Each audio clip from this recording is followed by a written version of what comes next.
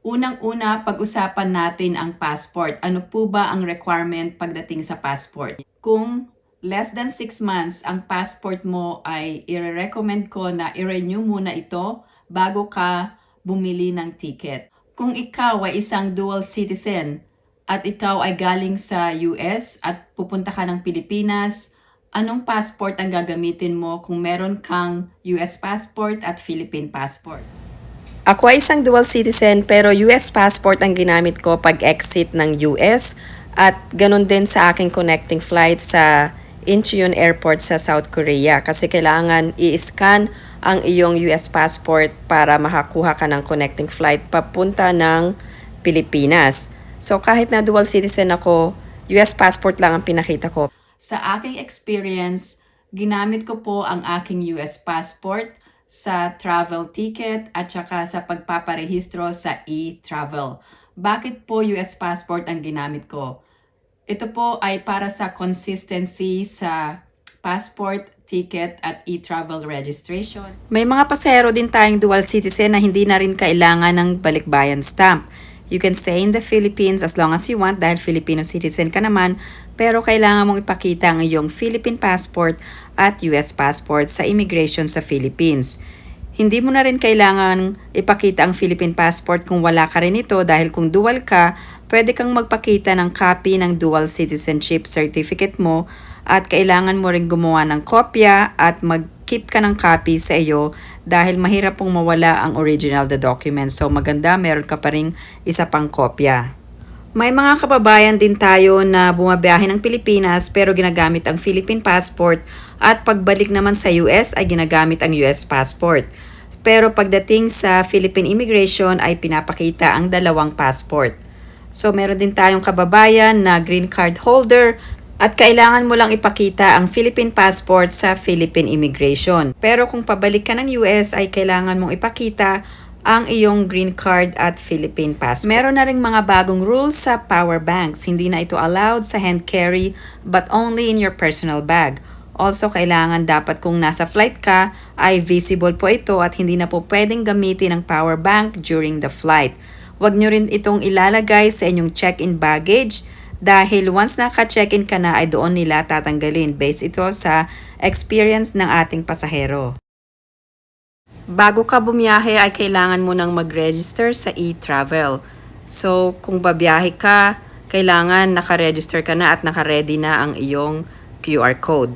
Ito po ang actual scene pagbaba nyo sa airport at sa immigration. Pipila kayo kung meron kayong foreign passport, dun kayo sa foreign passport.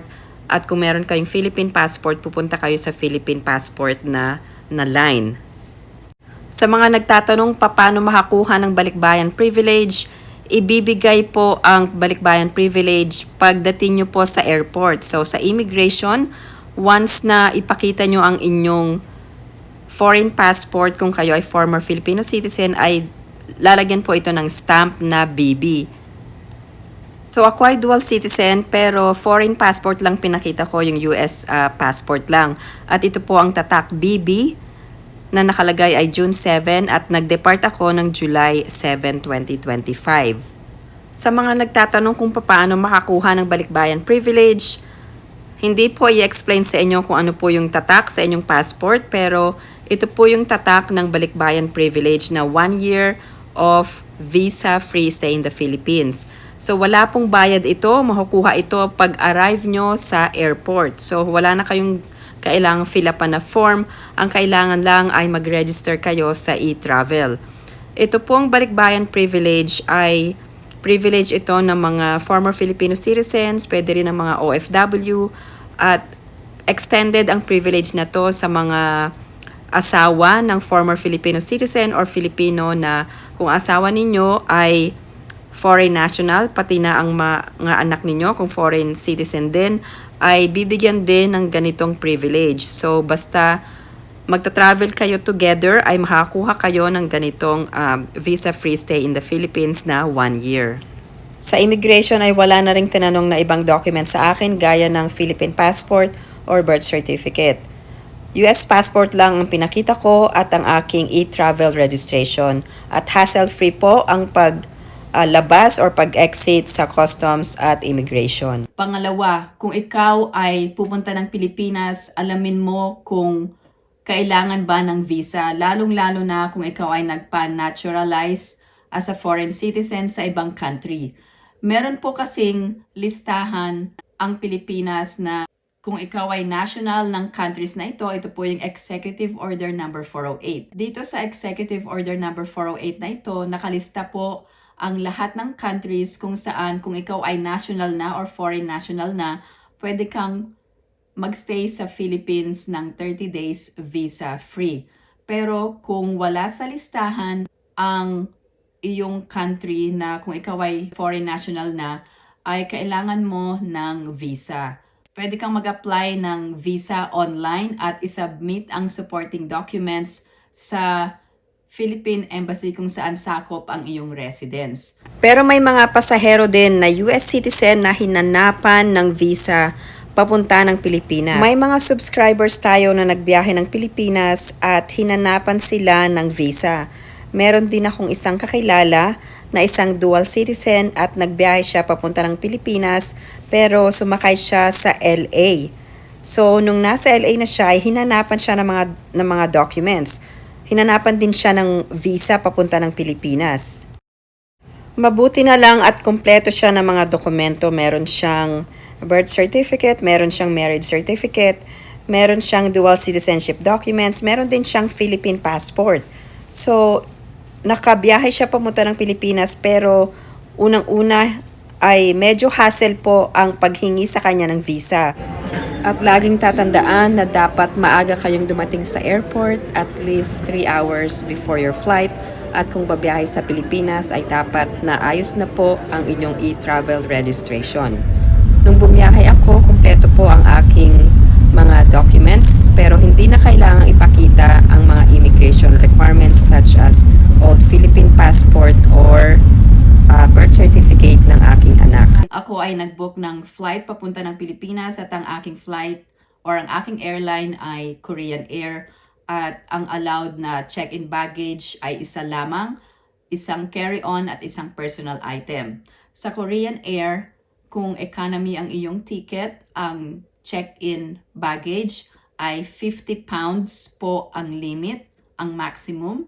Ang personal item at carry-on ay 22 pounds po ang limit or 10 kilograms. Combination po ito. So dapat kung ikaw ay bibiyahe at marami kang dadalhin na pasalubong, kailangan ay i-weigh mo na ang iyong luggage bago ka pumunta ng airport. I-check muna ang website ng TSA bago ka magdala ng mga liquids. Kung magdadala ka ng mga liquid items sa iyong personal bag or carry-on, kailangan ay ilimit lang sa isang quart size na Ziploc bag or clear bag at ilagay doon ang mga liquid items. Pag-usapan naman natin ang mga electronics at valuable items. Huwag na huwag niyong ilalagay ang mga electronics or valuable items sa inyong check-in baggage dahil posible po na mawala ito at hindi nire-recommend ng airline na ilagay ang mga ito sa inyong check-in baggage. Lagi niyo pong dalhin ito sa inyong carry-on or personal item, lalong-lalo na kung marami po kayong dalang electronics or rechargeable electronics, mga valuable items, cash, currencies. Kung meron kayong dadalhin ng mga valuable items, ilalagay po ninyo ito sa inyong carry-on or personal backpack or personal bag. Gaya ng nabanggit ko, importante na mag-register sa e-travel. Required po ito sa lahat ng pasahero.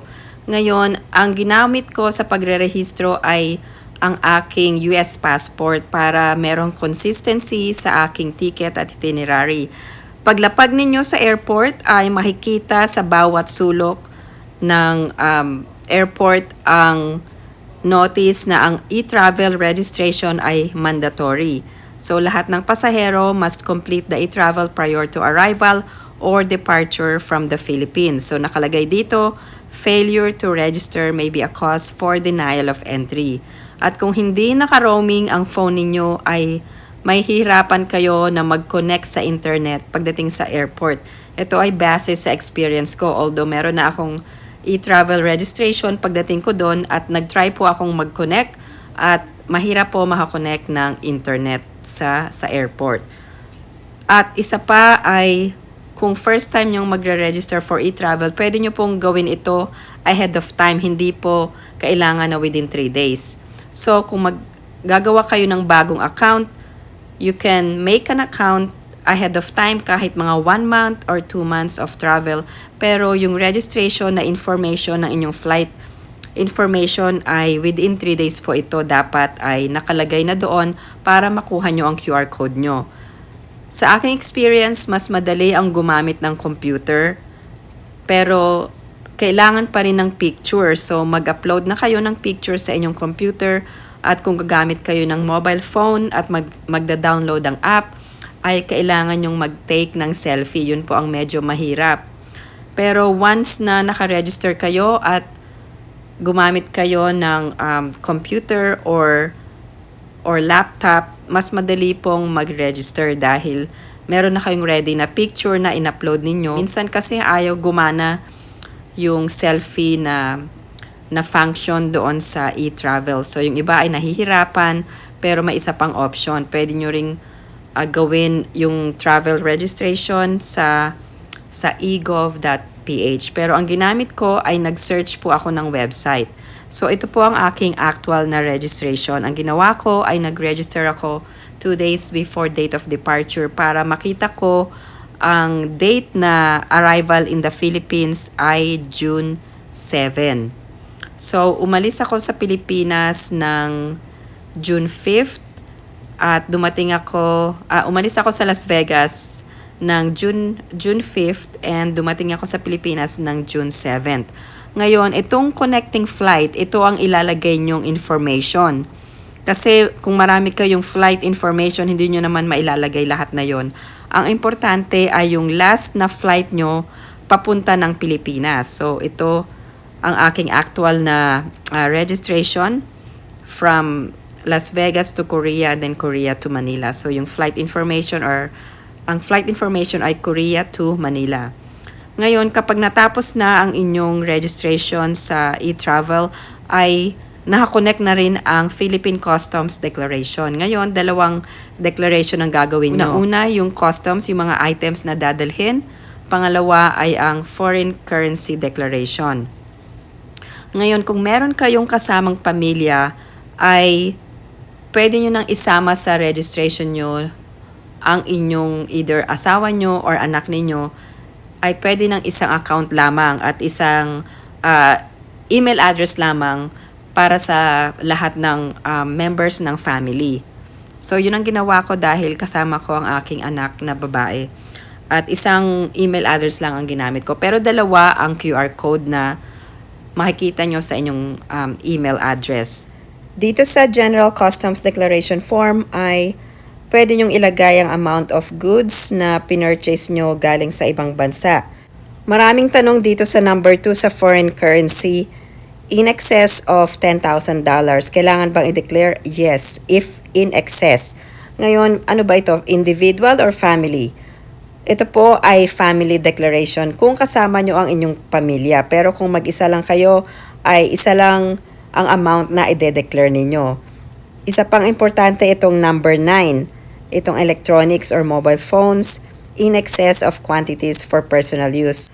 Halimbawa, kung mag-isa lang kayo pero mga 10 phones ang dala nyo, so maka-question po ito dahil makikita sa scanner ang mga dala nyong electronic. So nabanggit ko rin na meron akong i-declare pero mga personal na pasalubong po ito at hindi po ito for sale. So dineclare ko lang dito sa other goods not mentioned above yung mga items gaya ng mga groceries na binili ko dito sa US. Hindi naman po maraming items ang dinala ko dahil nag-box na ako ahead of time. So ito lamang ay para lang mapuno or magamit ko lang ang aking checked baggage. So sayang naman, 'di ba? So kung magdadala ka rin lang ng bagahe ay punuin mo na ng pasalubong. Pero ang dinala ko lang dito karamihan ay mga food items at saka yung ilang mga body mist. At ito na, sa Customs Declaration, kailangan ng selfie, kailangan din ng signature. At ito na po ang actual na QR code after ng aking registration. Salamat po sa pagsubaybay sa aking YouTube channel. Kung meron pa kayong ibang items or tips, kung kayo ay nagbiyahe na, paki-share lang po sa comments section below. Salamat po sa pagsubaybay sa aking YouTube channel. Don't forget to like and subscribe. I hope everyone is staying safe and have a great day.